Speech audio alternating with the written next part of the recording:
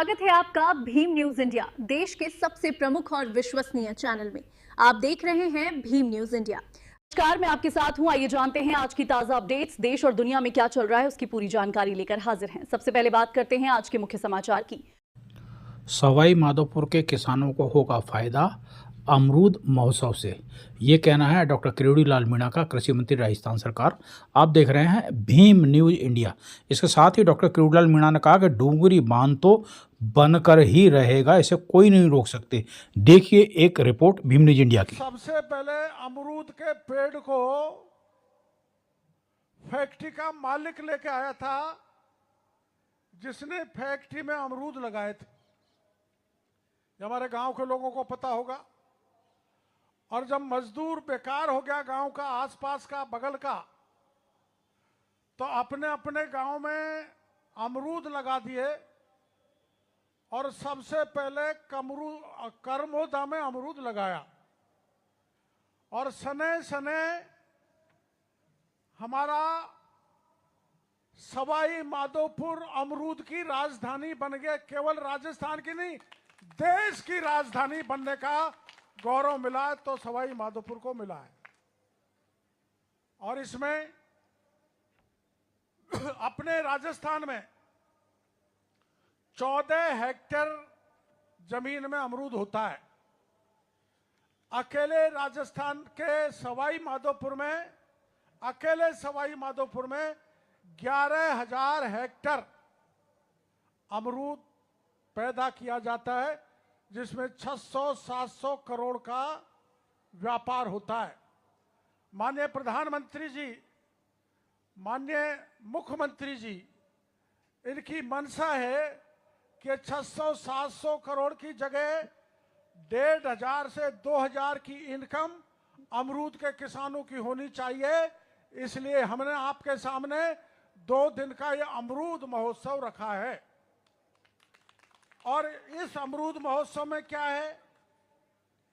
इस अमरूद महोत्सव में माननीय स्पीकर साहब ने हलवा चखा है,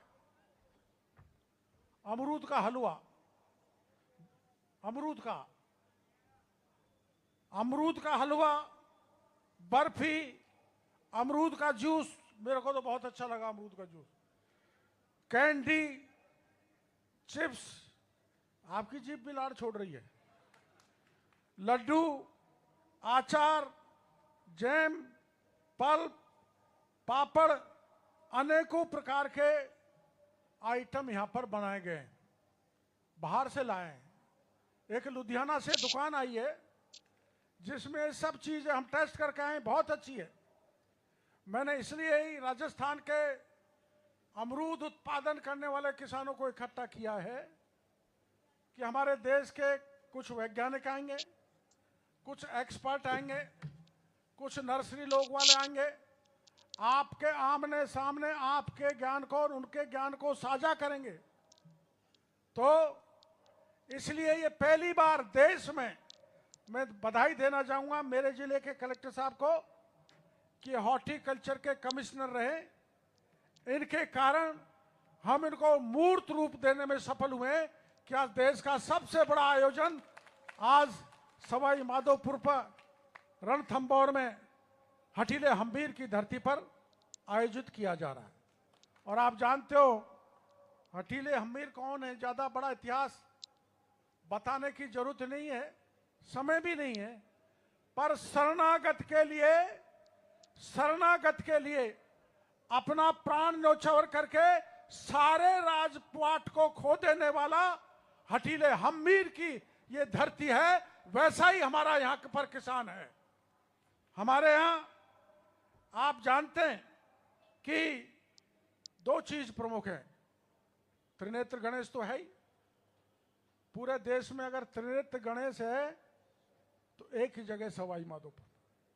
और एक तो अमरूद और दूसरा क्या है? टाइगर। ये 263वां स्थापना दिवस हम मना रहे हैं आज। रात को यहां पर सांस्कृतिक कार्यक्रम होंगे राजस्थानी आज, और कल शाम को 8 बजे से 7 बजे से रात तक कैलाश खेर उनके संगीत की संध्या होगी। मैं आपको निमंत्रण देना चाहता हूं, आज की संगीत संध्या में भी आप पधारें और कल की संगीत संध्या में भी आप पधारें। मेरी समझ में आपको ऐसा लगेगा कि बहुत वर्षों से सवाई माधोपुर का स्थापना दिवस मना रहे, लेकिन आज और कल जो कार्यक्रम होंगे, ऐसा स्थापना दिवस आज तक सवाई माधोपुर में नहीं मनाया गया। बहुत मनाए हमने, लेकिन इतने किसानों की भीड़, हमारे स्पीकर साहब कह रहे थे कि ये सारे किसान ऐसे कैसे आ गए हैं। मैंने कहा इसलिए आए हैं कि हम इनको एक प्रोसेसिंग यूनिट लगाने की मांग इनकी पुरानी है। जो मैंने 8-10 आइटम गिनाए थे, जूस, चिप्स, कैंडी, हमारा किसान बना सके। हमारे सवाई माधोपुर के किसान को फल तोड़ के आजादपुर की मंडी में भागना पड़ता है, आने जाने में अमरूद खराब नहीं हो जाए और वहां मन भावे भाव से व्यापारी खरीदता है। इससे मुक्ति दिलाने के लिए मैं आपको कहना चाहता हूं कि सवाई माधोपुर की धरती पर 150 करोड़ रुपए का अमरूदों का प्रोसेसिंग यूनिट लगाई जाएगी। प्रधानमंत्री जी ने जो सपना देखा है कि किसान की आय दोगुनी हो जाए, ये जो आइटम आज हमने यहां पर देखे, इन आइटम को बनाने की बड़ा प्लांट सवाई माधोपुर की धरती पर लगेगा। आप लगाना चाहो तो छोटी कैपेसिटी का, नहीं तो हम बड़ी कैपेसिटी का प्लांट लगाएंगे, जिससे आप अपने अमरूद को लेके ना कहीं बाहर जाओगे, ना बड़ौदा जाओगे, ना दिल्ली जाओगे, सारा आपका अमरूद यहां खपने की जिम्मेदारी भजनलाल सरकार लेती है। आपकी इनकम चौथी करने की जिम्मेदारी है। का पानी कोटा की डाउन स्ट्रीम से बहकर मध्य प्रदेश, वहां कोटा की डाउन स्ट्रीम से बहकर धौलपुर और समुद्र में जाके मिल जाता है, वर्षों से बेकार जा रहा है। मैं उस समय कहा करता था, इस पानी को उठाओ, सवाई माधोपुर करौली की धरती पर लाओ, ये प्यासी है, इसको संचित करो, जिससे हमारे किसानों का चेहरे पे खुशहाली आ जाए। लेकिन सरकारों ने ध्यान नहीं दिया। वसुंधरा जी ने अपने राज्य में एक योजना बनाई, पिछले राज्य ने उसको डाले रखा, लेकिन अब की बार मैं आपको धन्यवाद देना चाहूंगा। ERCP की योजना बनी है, जिसको PKC भी कहते हैं, उसके सबसे बड़ा बांध डूंगरी में बन रहा है।